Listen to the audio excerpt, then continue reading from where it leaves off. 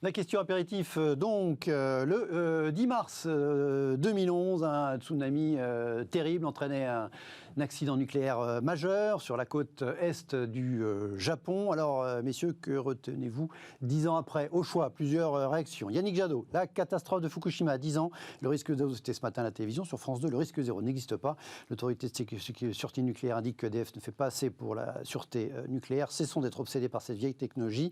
Développons les énergies renouvelables qui créent bien plus d'emplois. Autre commentaire, réaction. Le Point qui, évoquant un rapport de l'ONU, insiste sur le fait que 10 ans après l'accident, les taux de cancer n'ont pas augmenté dans les régions touchées par l'accident et qu'il est très peu probable qu'on n'observe jamais, semble-t-il, disent-ils en tout cas ce rapport, le moindre effet sanitaire, en rappelant qu'il y a eu zéro mort lié directement à cet accident. Et puis voilà, Sciences et Avenir qui, 10 ans après Fukushima, nous explique que la production des énergies renouvelables talonne celle du nucléaire au niveau mondial. On est dans les deux cas autour de 10%. Que retenez-vous? Ou d'abord, peut-être, j'imagine quand même que le tsunami a eu un bilan humain pour le coup très terrible, entre 15 et 20 000 morts, quasiment sur le moment, avec les deux vagues.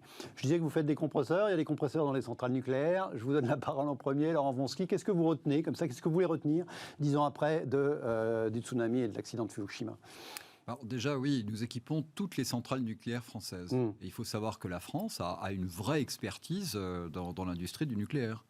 Les Chinois ne s'y sont pas trompés, bon, puisqu'ils nous ont quand même très largement copiés. Bon. Donc, il faut savoir également que là, avec ce qu'on vient de vivre, avec les confinements, les couvre-feux, où tout le monde était chez soi, derrière son ordinateur, avec le chauffage à fond parce qu'il faisait froid, si on avait dû uniquement s'appuyer sur les énergies renouvelables, il n'y aurait pas eu d'ordinateur, il n'y aurait pas eu de chauffage, il n'y aurait pas eu plein de choses.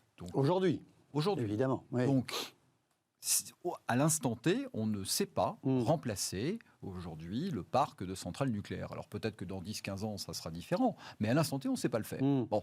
Quand j'entends certains propos de gens qui l'ont sans doute, comme ce monsieur, qui n'ont sans doute jamais mis les pieds dans une centrale nucléaire, moi je connais très bien, puisque j'ai mis très souvent. C'est pour ça que je le précisais. Il y a un niveau sécuritaire qui est absolument hallucinant. Bon, mais les avions aussi s'écrasent. La preuve, fabriqués par les meilleurs fabricants mondiaux. Simplement, je veux dire que... On peut dire qu'un crash d'avion n'aurait pas forcément les mêmes conséquences. Et c'est pour ça qu'à chaque fois, on a des gens qui agitent les épouvantails. Donc moi, je ne suis pas, si vous voulez, accroché de manière dogmatique pour ou contre le nucléaire. Simplement, je constate qu'aujourd'hui, les énergies dites renouvelables ne se renouvellent pas quand on a forcément besoin d'elles. Donc quand il n'y a pas de vent, les choses que l'on ne sait pas, quand il y a trop de vent, je ne sais pas si vous le savez, aujourd'hui, on est obligé d'arrêter les éoliennes. Parce que le réseau...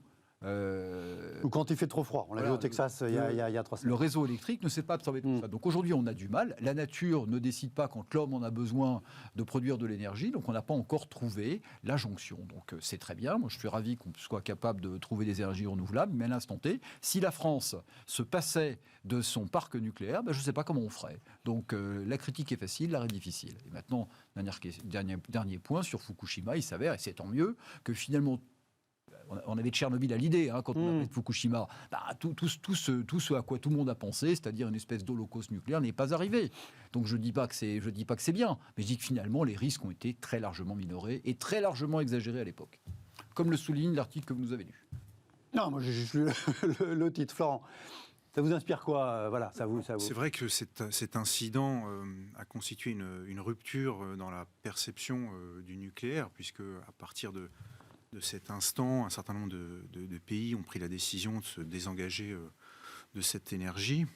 Et l'Allemagne, essentiellement, et le Japon, même s'ils y reviennent maintenant. Et c'est vrai que dans les opinions publiques, on a eu un mouvement de suspicion qui commence à se développer dans beaucoup de pays par rapport à cette énergie. Donc cette date marque effectivement une rupture dans la perception de l'énergie et dans la manière dont elle pourrait jouer un rôle dans la transition énergétique. Maintenant, ce que je trouve intéressant actuellement, c'est que pour avoir parcouru le récent livre de Bill Gates qui s'exprime sur le changement climatique, le changement climatique, et qui développe une vision la plus constructive possible de la manière dont on pourrait faire face aux enjeux climatiques, il réhabilite complètement l'énergie nucléaire comme outil numéro 1, en réalité, pour atteindre les objectifs qu'on s'est fixés en termes de changement climatique. Et je trouve ça assez intéressant parce que c'est vrai que les voix sont rares sur ce sujet-là. Et Bill Gates, qui est sans doute un homme quand même très intelligent,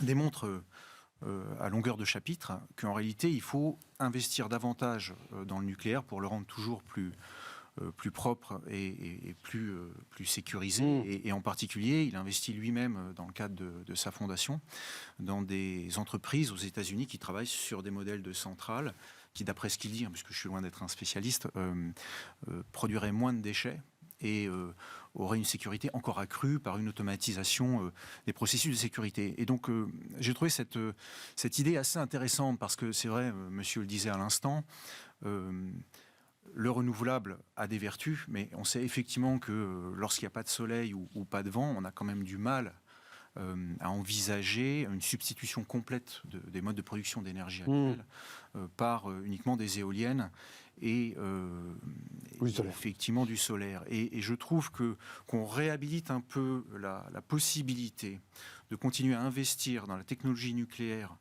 parce qu'elle constitue sans doute un des outils forts dans l'arsenal qu'on va devoir déployer pour la transition énergétique. Ça me semble une idée intéressante, parce qu'il y a sans doute quand même actuellement effectivement une sorte de chape de plomb un peu sur cette thématique que nous-mêmes, gérants d'actifs, on perçoit, puisque lorsqu'on investit pour la transition énergétique dans des véhicules destinés à des clients qui s'intéressent à cette question-là, on peut effectivement très facilement vanter les mérites de projets d'investissement dans le solaire ou l'éolien. On est beaucoup plus prudent dès qu'on touche aux questions nucléaires, parce qu'il y a effectivement une sorte de tabou qui s'est installé depuis une dizaine d'années. Et donc je crois que la perspective que Bill Gates ouvre, qui est de dire investissons encore plus pour essayer d'offrir des perspectives peut-être à cette... Plus sécurisé, mieux sécurisé. Me semble une encore idée mieux sécurisé. intéressante. Ouais. Je pense qu'on aura besoin de tous les outils. Le nucléaire, à mon sens, en fait partie. Et donc 10 ans après cet incident, certes regrettable, je pense qu'il faut effectivement réarmer un peu intellectuellement nos élites sur cette question-là, et pas rester sur cet échec d'il y a une décennie.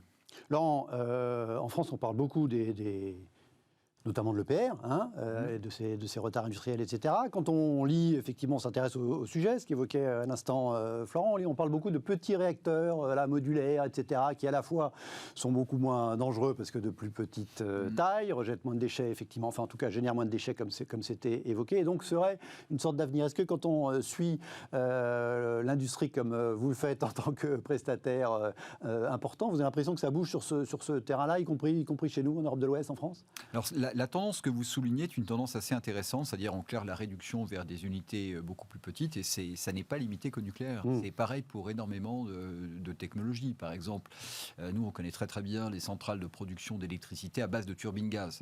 Pour nos auditeurs, en clair, c'est la même technologie qu'un réacteur d'avion, sauf que c'est appliqué à une centrale de production d'électricité. Donc c'est un petit peu maintenant, mais le balancier... Mais c'est pas zéro carbone contrairement au nucléaire. C'est pour ça que je reste sur le nucléaire. Mais si vous voulez, c'est la même logique. On dit plutôt que de construire une méga centrale nucléaire ou une méga centrale de production d'électricité, avec les risques que ça comporte, et surtout le problème de l'allumage. C'est-à-dire qu'une centrale nucléaire, on n'appuie pas sur un bouton pour la mettre en route, et c'est pareil pour une turbine gaz.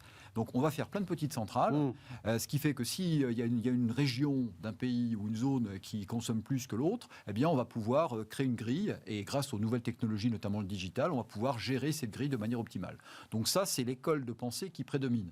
Et moi, je me méfie un petit peu des modes. Mais je voudrais faire quand même une petite remarque, parce que sur ce sujet, rapidement, qui est éminemment un sujet politique, le nucléaire, il y a aussi une vaste hypocrisie. Quand j'entends que l'Allemagne abandonne son nucléaire et qu'elle utilise non seulement des centrales à charbon qui sont autrement plus polluantes, et qu'elle est bien contente d'acheter de l'électricité produite ou chez son voisin français, que nous sommes, faite par le nucléaire, c'est très facile, si vous voulez, d'afficher... De temps en temps, cet hiver, on a acheté de l'électricité à l'Allemagne, fabriquée par des centrales à charbon, d'ailleurs aussi, ça marche. Mais pourquoi ? Parce que justement, on a fermé aussi des centrales nucléaires comme Fessenheim et autres, et qu'on a eu un petit problème. Et qu'on est passé à ça, vraiment de l'interruption de son et d'image, parce qu'on n'avait pas prévu le confinement, donc la consommation plus importante d'électricité. Et donc ça répond à votre question du début. Pour l'instant, les énergies renouvelables sont des énergies d'appoint et ne sont pas des énergies principales. Voilà, et rappelons que les considérations de sécurité ont été encore renforcées depuis 10 ans suite à l'accident de Fukushima. Allez, on a fait un long apéritif, mais bon, c'était pas mal. Tout de suite, le premier débat de l'émission, on parle de la taxe carbone, on reste dans le CO2.